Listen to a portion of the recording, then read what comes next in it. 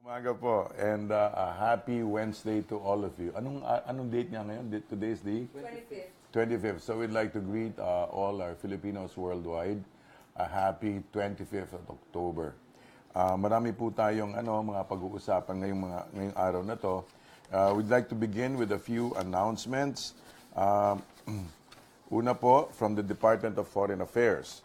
President Rodrigo Duterte is undertaking a working visit to Japan, the 25th of October 2017, to further enhance the strong bilateral relations between the Philippines and Japan.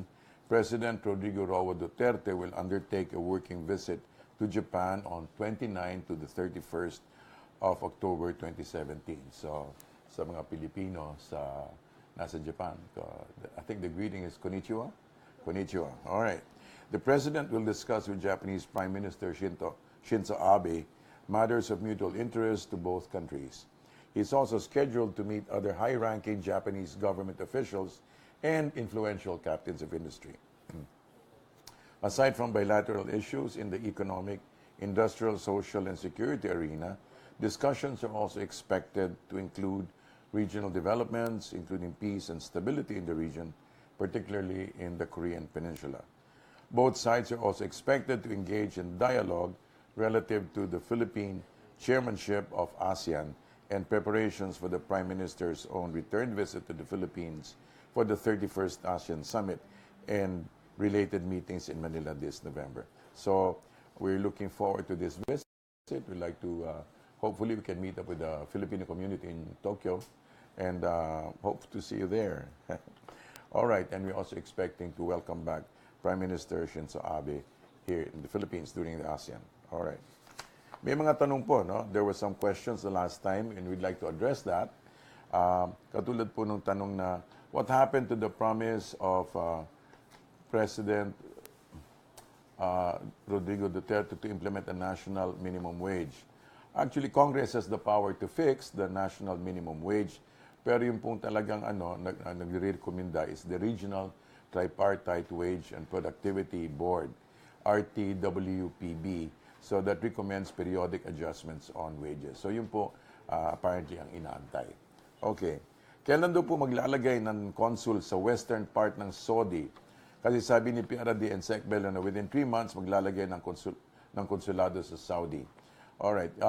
Sa pagkakaalam po namin, pinag-aaralan pa po ang bagay na ito. We have a Philippine embassy in Riyadh, a consulate general in Jeddah, which cater to the needs and welfare of overseas Filipinos in the Kingdom of Saudi Arabia. And then dapat may hospital din daw po ngayon ang OFWs or special discount for medication. Itong tanong na ito po, we already have an OFW dedicated hospital wing in Pampanga, doon po sa Jose Lingad Memorial Regional Hospital. Ito makauna-unahang state-run hospital na meron pong dedicated wing for OFWs, and we expect that this will be duplicated in other regions.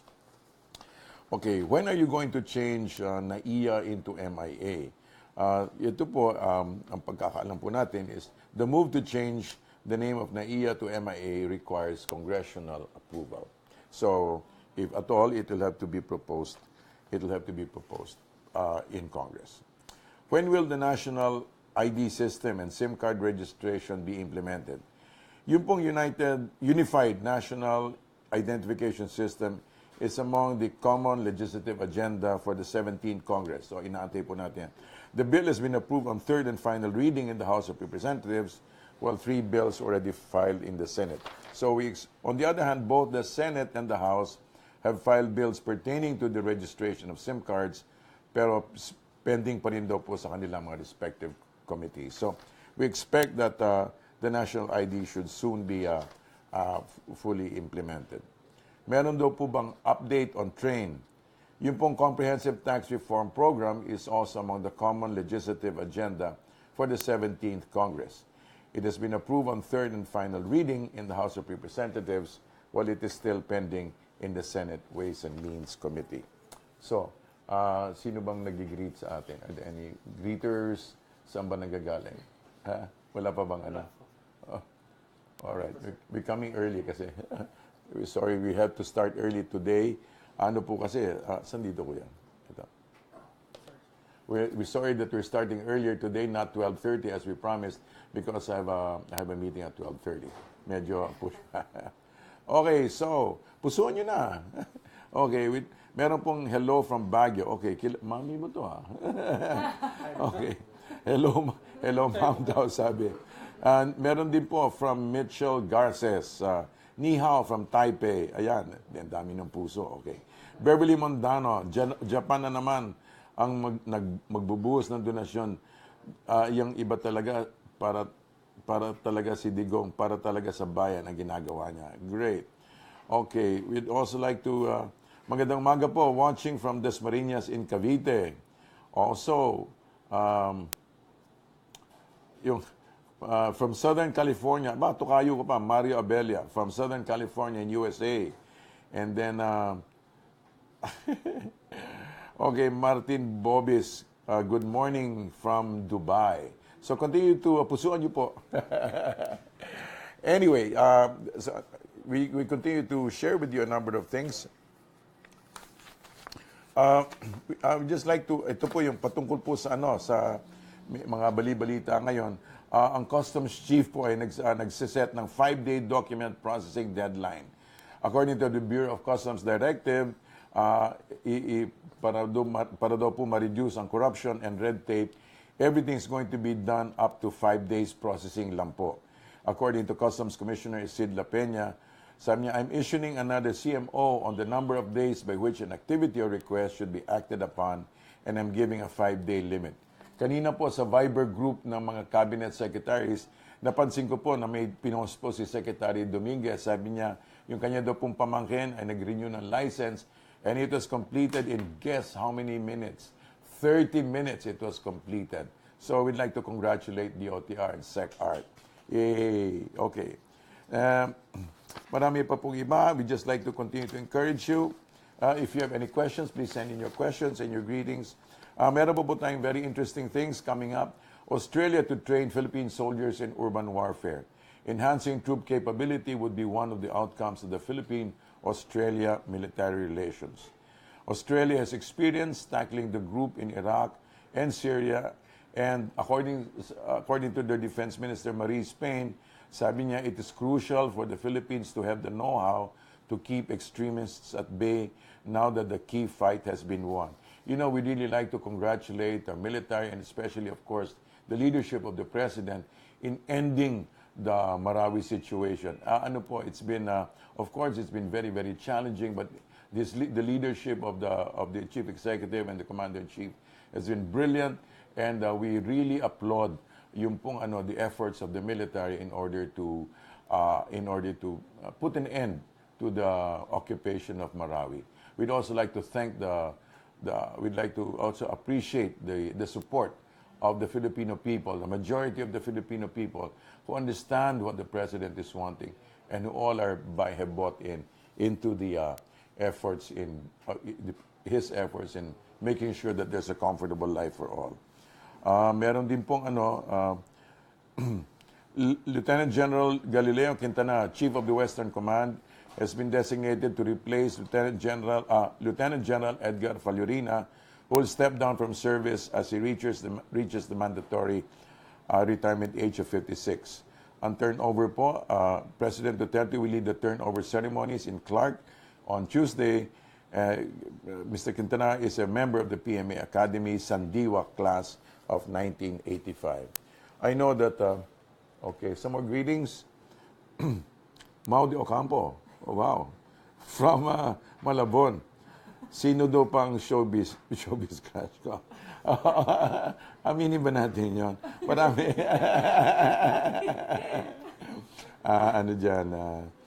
Showbiz ba yung mga model? Personalities. Mga personalities. Sino? Sino yan? Tulad ni? Si Solen?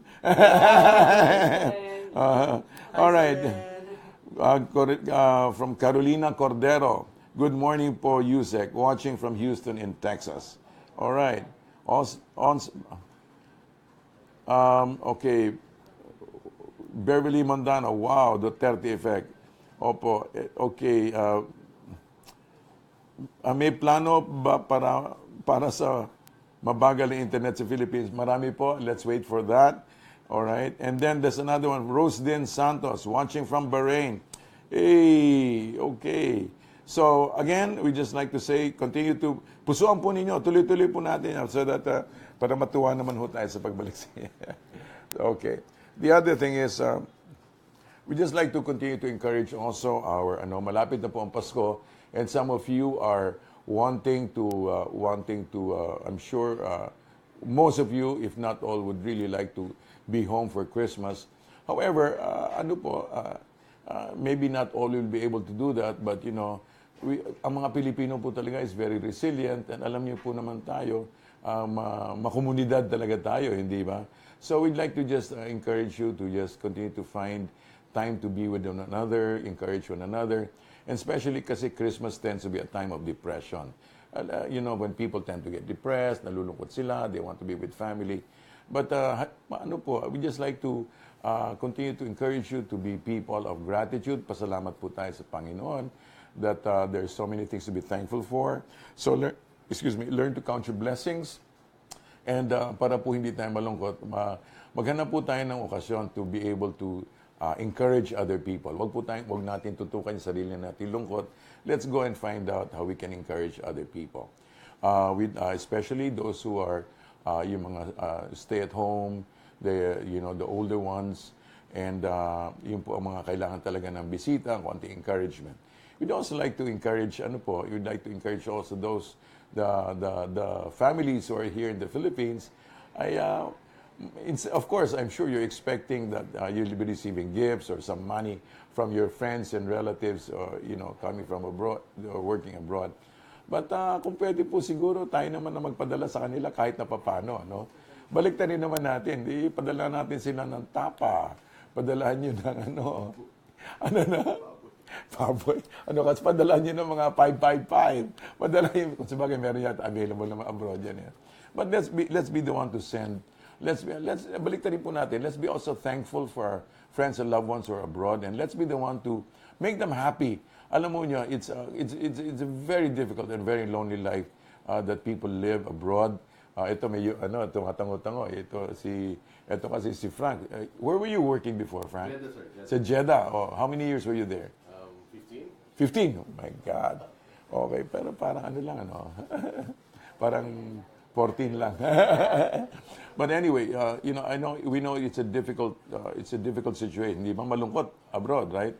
But so please, we'd like to encourage also those na mga loved ones na padala nyo naman ang card, kahit na card lang. Huwag naman yung card na pinili. Something that you've done. Send them pictures, send them things that remind people out there that you actually care for them and love them, and just continue to bless them. All right.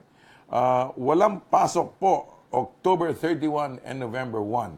And by the way, we only have 60 days till Christmas. 60. So again, para po sa mga nandun abroad, we will miss you, especially for Simbang Gabi, and Puto Bongbong, and hot bibingka, at tsokolate, at salabat. But I'm sure you also can get that. But just in case, maybe we'll just send you pictures. We'll just send you Instagrams. All right, we're sharing your Instagrams about what's happening. Any other questions coming in? Any other greetings coming in? All greetings. Tingnan natin. All right. Okay, Nelia Sakaon. Hello, sir. Watching from Hong Kong. Fatima Corbito Cruz. Okay, watching also from Hong Kong. And then there's somebody from Gerardo Alaranya. Nais ko pong magpasalamat sa ating Pangulong Duterte sa pagpapatuloy ng modernization program ng AFP. Salamat din po sa Russia sa pag-donate sa atin ng mga military equipment. Okay, at Tapang at Malasakit. All right. Okay, there's a question. Nike Saralbo. Question. Roadmap to support innovation and invention, particularly for our scientists and innovators. Padala po natin to kay Sec Boy de la Peña, Secretary of DOST, and so we'll find out what the plans are for that. Okay, also from Martin Bobis. We're welcoming you to Bayanihan 2017. O nga pala, we're looking forward to Bayanihan 2017. Saan ba yun? Do you know where that is exactly? I know it's in Dubai, but exactly what area? Ano, is it open to everybody? So, tell us, Martin, bukas ba ito sa lahat? Okay. Alright, sir. Nakakagaan po ang tawa nyo. Akala po namin masyado kayong serious. Hindi. Si Mau to. Ibang klase si Mau talaga. Oh. Nasa kabilang kwarto lang po yan. Alright. And then from Nanette Espinola Marasigan. Hello po, Spox. Blessed day to you. Glad to hear from you. Good news. And then from JP Conchada, watching from Quezon. You know, one of the things we really appreciate is the way that different places celebrate Christmas and yung iba-ibang kakanin, no? I don't know, ba't ba Pasko pinag-uusapan natin? Bakit ba pagkain ka agad? Kasi malapit na lang naman no? And subukan, and then also we just like to encourage you, especially the younger ones, especially the parents, try to encourage your children. Ang tutukan po natin, hindi is not so much yung gamit na bibilin, but stuff that we can help out those who are blessed less in life. Some people have been asking, by the way, kung how do we help those who are in Marawi?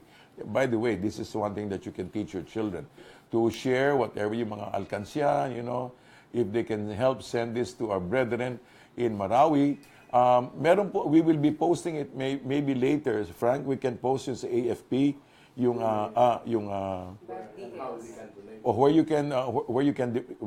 how to donate by depositing. If you deposit in cash, you can deposit it for land bank, and then for the displaced people, and also for the soldiers. Nakakatuwa po, the support, the continued support for our soldiers is amazing. And we just, of course, we continue to congratulate our soldiers, but we'd also like to congratulate the citizens of Marawi for their resilience, for their patience. We salute and salamat po sa inyong and we know that you've been through so much, and yet you have such a beautiful spirit, and this is one thing that we want. What we're looking forward po is really not just the rebuilding of Marawi, but we're also looking forward to the rebuilding of the nation. We just like to make reference po yung sa ginawa ni Inday Sara Duterte lately, itinaguyod ba? Yung Tapang at Malasakit, which is basically a movement, an umbrella movement of all those who are supporting the President's efforts. And they want to encourage everybody to be united, especially in encouraging cabinet secretaries, and also to observe and point out what areas need to be done and can be done about.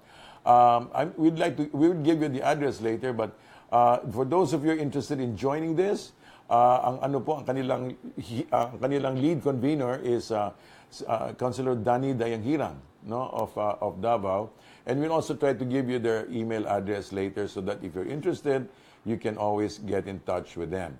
So we'd also like to, we'd like to greet all those from Western Mindanao. Binabati po namin ang mga taga-Western Mindanao. Those coming from Northern, Eastern, and Southern Mindanao. We'd like to greet you, and we'd just like to continue to congratulate you because of, hey, you've done a great job, and keep the spirits high. We'd also like to thank those, yung mga kababayan po natin na nasa Kabisayaan. We've gone through so much, and I know that, you feel sometimes maybe perhaps neglected, in the sense na baka feeling minsan baka parang nadidelay yung tulong. But we assure you that the government and the administration is continually looking after your concerns.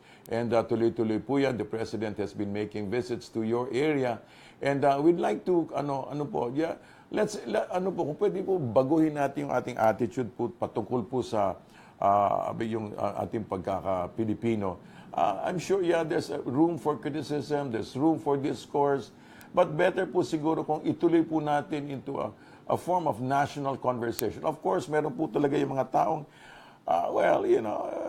they continue to talk, and pero better po siguro kung if we devoted time and energy into, number one, listening to one another and trying to work in partnership in making sure that that the Filipino people will truly receive, will truly be able to enter and enjoy a comfortable life for all. Ano po ba yung comfortable life for all? Yung po yung promise ng presidente, di ba? When he was campaigning and when he during his first year, during his SONA, sabi po niya, I promise you a comfortable life for all.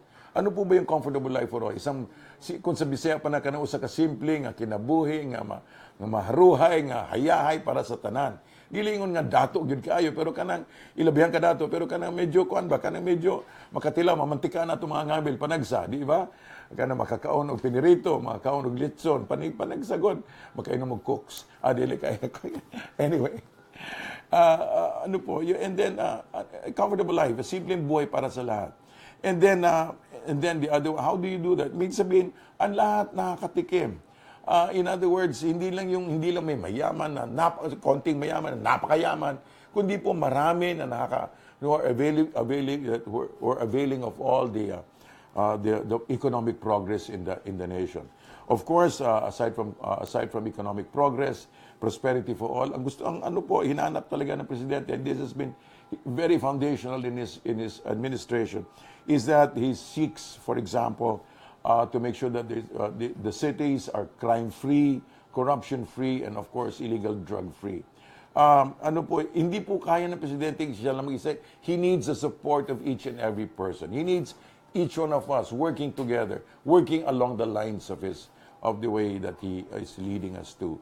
The others, of course, is and then of course peace. So itong mga peace talks po, nakikita niyo po how committed the president is in making sure and reaching out to all those who are, kahit na magkakaibang ideolohiya, is continually wanting to reach out.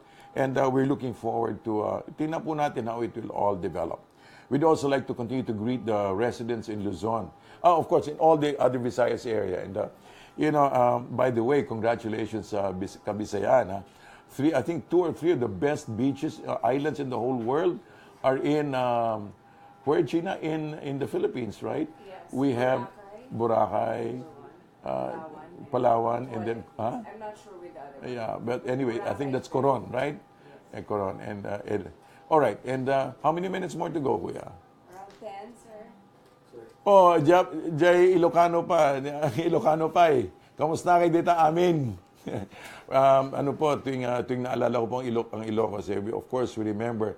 I remember perfectly several things about the Ilocos regions. Yung mangga maliliit pero sobrang tamis, tsaka yung duwat, yung lumboy, tsaka yung pupulo, tsaka yung, of course, yung pakbet na may bagnet, but then, cardiac arrest yan. Anyway, all right, right now, ongoing overseas voting registration / certification for 2019 senatorial elections and party list elections. It started in December 1, 2016, and it will go all the way to September 30, 2018. If you want to register, and please do, you may go to the nearest consulate, embassy, or MECO to register. MECO means?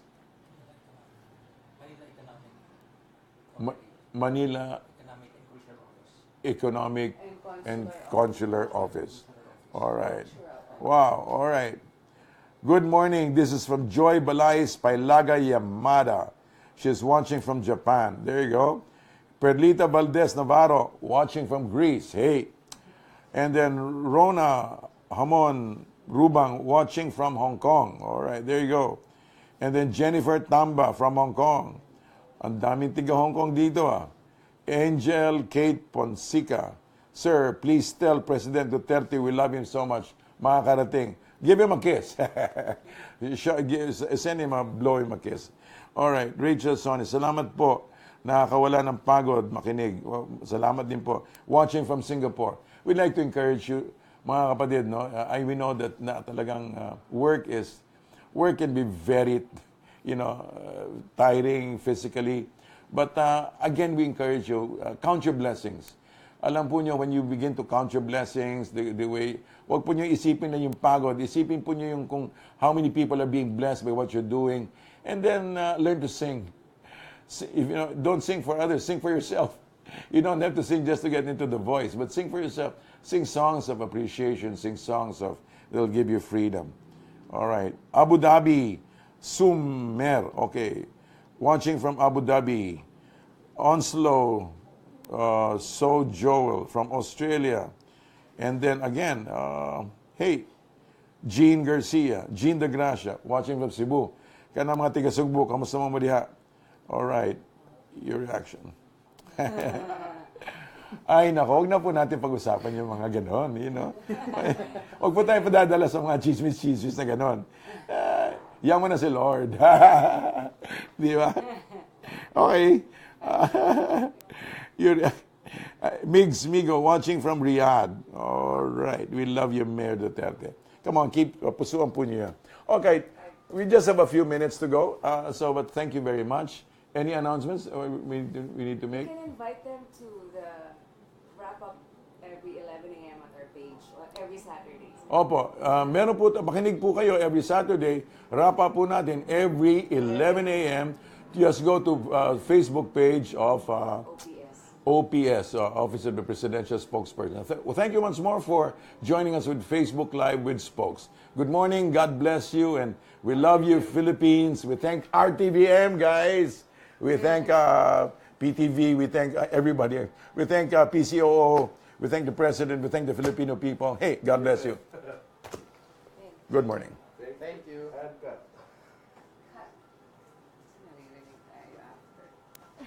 Ano. Okay? Yeah. Ayos ba? Thank you, sir. Thank you. Na-encourage mo mga kasama natin? Light. Oo, masyadong seryoso minsan.